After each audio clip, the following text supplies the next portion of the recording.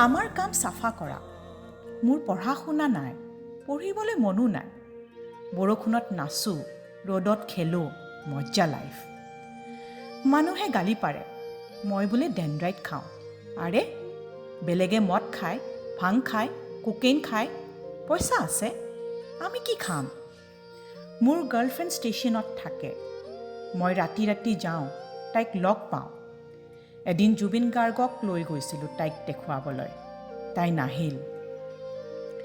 পৃথিৱীখন বৰ কমপ্লিকেটেড।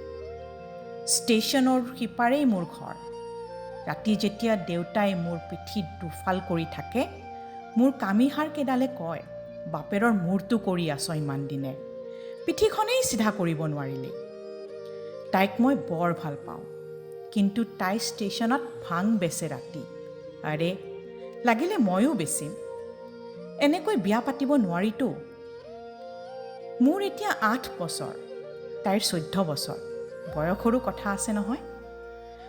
নাজানো আৰু ডাঙৰ হ'লে কি হওঁ, কিন্তু চাফা কৰি যাম। মই সলীম।